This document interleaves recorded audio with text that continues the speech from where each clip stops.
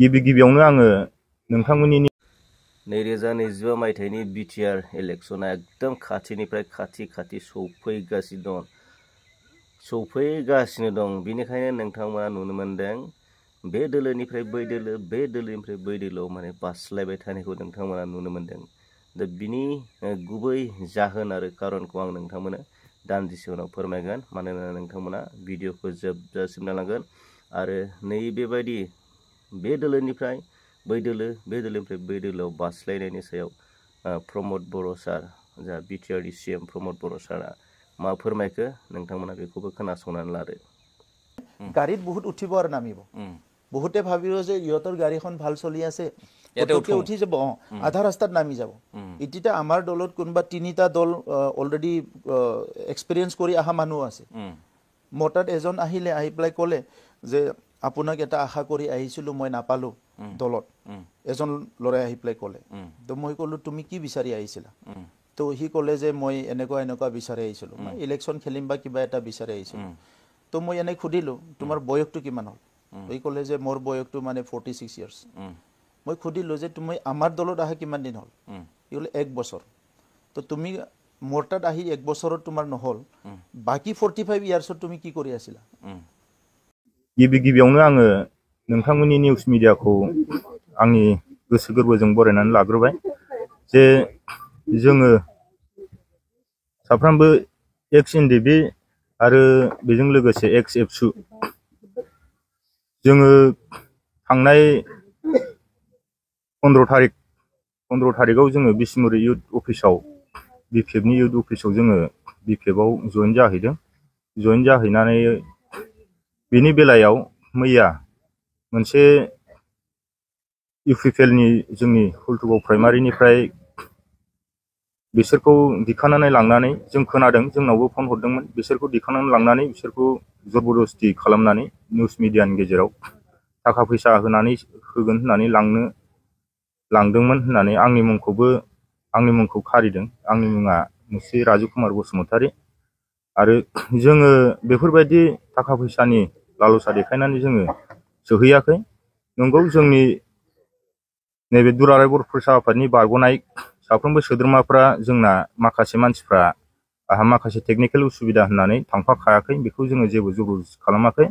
माखासे मानसिफोरखौ जोङो होनदों एसे एनै सा खरसफ्रा मोननो हागौ, ओरैनो एसे एनै आखाइ खरसा, बिनि बादै जोङो 20,000 30,000 होगोन होननानै जोङो लाङाखै रावखौबो। बे आरो जोङो बेवहाय मेन खोथाया जाहैबाय जोङो बिपिएफआव जइन जानाया जोंनाव माखासे टेकनिकेल उसुबिदा दङ। इउपिपिएलआव जों सिगां समाव इउपिपिएलआव थानाय समाव जोङो आं हिसाबै माखासे आंजों नैबे सारियाव थाफानाय नैबे बिथाङाबो जोङो 2010निफ्राय जेब्ला एबसुनि 3rd फेजनि मुभमेन्टआ स्टार्ट जायो अब्ला जों बिबान लादों। बिबान लानानै जोङो खामानि मावदों। आङो बोसोरब्रै प्रेसिडेन्टशिप आङो सालायदों इउनिट एबसुआव, गौरां भेलि इउनिट एबसुआव। आंनि प्रेसिडेन्ट समावनो आङो पिसिडिआरबो दानाय जादों। पिसिडिआर दानाय समाव सोर सोरखौ प्रेसिडेन्ट, सोर सोरखौ सेक्रेटारि बिबान होनो आंनो न' थांनानै माखासे बिपिपिएफनि बै समनि बिपिपिएफ रबिराज नार्जारिनि दैदेननाय आरो माखासे एक्स एनडिबि पिनि बिथांमोनखौ ज' खालामनानै आंनो सोरखौ प्रेसिडेन्ट, सोरखौ सेक्रेटारि होनो बेफोरनि सायाव कर्डिनेसनसो नालाय पिसिडिआरआ, बेखौ आङो आंनि नेतृत्वआवनो आङो दाबोनो मोननाय। आरो बिनि उनाव इउपिपिएल पिसिडिआरखौ सिफायनानै सिगाङावथ' इउपिपिसोमोन, उनाव इउपिपिएल जादों। बेखौबो आंनि समावनो 2015आव दाजादों सेन्ट्रेल कमिटिया दतमायाव, जोंबो थांदों। बिनि उनाव जोङो प्राइमारिखौ माखासे टेकनिकेल उसुबिदानि थाखाय 2016आवसो दानो हादों। सोरखौ प्रेसिडेन्ट होगोन, सोरखौ सेक्रेटारि होगोन, बिनि बेलायावबो आंनो माथा मारिजोबनांगौ जादों। आङो 2014निफ्राय प्रेसिडेन्ट जानानै 2018सिम आङो बिबान लादों। बिनि उनाव माखासे 2018नि उनाव आङो आनसलिकआव बिबान लाहैदों। आनसलिकआव बिबान लाहैनानै जेब्ला बिटिआर एकर्ड जायो, बिटिआर एकर्ड जाखांनायनि उनाव जोङो बिटिआर एकर्डखौ जोङो मोजां मोनाखै होननानै बुंनांगोन। जों दाबिदोंमोन जोंनो आलादा मोनसे रायजो नङाब्लाबो जोङो आसामनिफ्राय मोनसे आलादा जानाय बाउन्डारि एक्सट्रा जाथारनांगौ हिसाबैसो जों दाबिदोंमोन। बे हिसाबै बाउन्डारि एक्सट्रा जायैखाय आसामनिफ्राय आलादा जायैखाय जों बेवहाय गोजोननाय मोनखायाखै। थेवबो माखासे उन समाव इमप्लिमेन्टफ्रा मोजां जालाङो खोमा साननानै जोङो नेनानै थादोंमोन, नाथाय मोजां जायाखैखौ जों नुहुरदों। बुंनो थाङोब्ला बेवहाय ओरैनो जोङो साननानै नायो सरखार सोलायनायनिल' मोनसे एकर्ड होननानै जों साननो हायो। मेन खोथाया दा इउपिपिएलनि माखासे लिडारफोर बुंनाया जाहैबाय जोंनाव पिस फैबाय, गोजोना फैबाय, एनडिएफबिफ्रा न'आव थाफैफिनजोबनानै रायजो जाफैफिननो हाबाय होननानै। नाथाय आं बेवहाय सानो एनडिएफबिफ्रा थाफैफिननो थाखाय बेफोर मोनसे आन्डारग्राउन्ड दानानै मुभमेन्ट खालामाखैमोन, सोमावसाराखैमोन, आरो बिसोरो 4 लाख फैसानि थाखाय बिसोरो हाग्रायाव थाङाखैमोन। बिथांमोननि साननाय बादिब्ला बिसोरो 4 लाख फैसाजोंनो रायजो जानांसिगौ, न'आव थाफैफिननांसिगौ। नाथाय एनडिएफबिफोरनि थांखिया बे नङामोन होननानै आं सानो। बे बेलायाव इउपिपिएल हिसाबै बिथांमोनखौ नायफिननायाबो फैलार जादों होननानै आं सानो। जों इउपिपिएलआव जोङो थांफिना। इउपिपिएलआव थांफिननायनि माखासे खारनफोर दङ।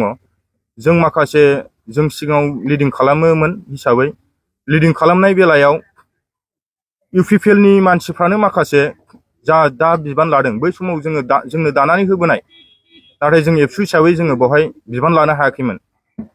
इउपिपिएल हिसाबै जोङो बिबान लानो हायाखैमोन। नाथाय बिथांमोनानो जेब्ला जोङो एबसुनिफ्राय ओंखारजोब्बाय, जोंबोथ' मोनसे समावल'सो जोङो सार्भिस होदोंमोन, दा जोङो होनो हायासै। सम आरो बोथोरजों बयबो सोलायो हिसाबै बे समाव जों जेब्ला ओंखारो जोंनि ओंखामखौ सेगोन नामा बेखौ साननानै बिथांमोना जोंखौ माखासे मिथिं दावथिङाव खबर होआ, माखासे सोब बिथिङावनो जोंखौ खबर होआ आरो। बे हिसाबै जोङो दुखु मोनदों। जों सिस्टेमखौ खिन्थायोमोन, जों फुराना हिसाबै सिस्टेमखौ जों खिन्थायोब्ला जोंखौ बिथांमोनहा दुखुसो मोनो। दुखु मोननायनि बेलायाव जों माखासे दावराव दावसिबो जालायनो गोनां जादों। माखासे खोथाखौ आं बुंजोबला। बे बेलायाव जोङो टारगेट लादों जेरैखिया जोङो इउपिपिएलनि बे ओनसोलाव हुल्टुगाव प्राइमारियाव जों बे ओनसोलाव इउपिपिएलनि एगेन्स्ट खामानि मावगोन। एगेन्स्ट खामानि मावनायाव जों माखासे डिसकास जादों। डिसकास जानायाव जों बबे पार्टियाव थांनानै इउपिपिएलनि एगेन्स्ट खामानि मावनो जोङो बिजेपियाव जोङो ट्राइ खालामदोंमोन। बिजेपिया नाथाय बे जायगायाव टिकेट होआ होननानै मोनथिनायखाय जोङो बिजेपियाव थाङोब्ला इउपिपिएलआवनो भट होफिननांगोन, खारन इउपिपिएलजों बिजेपिजों एलायन्स। बे हिसाबै जोङो बिपिएफआव थांनानै जेरैखिया जोङो बिपिएफनि खामानि मावगोन आरो मोनफ्रोमबो हुल्टुगाव प्राइमारिनि भट सेन्टार बेफ्राव जोङो गासिबखौबो इउपिपिएलखौ फेजेननायनि खामानि मावगोन आरो जों बेखौ नाजाथारगोन। आरो जोंजों लोगोसे बिथांमोनहा जा थांफिनदों बेखौथ' जोङो सिन्था खालामाखै। जोंजों लोगोसे जोंजों माखासे टार्म्स खालामनाय माखासे दङ। 30-40 जन मानसिखौ जोङो जेरैखिया जोङो एसे उनाव जोङो जयनिं खालामगोन बिपिएफआव। जोंजों माखासे कन्टेक्टआव दं।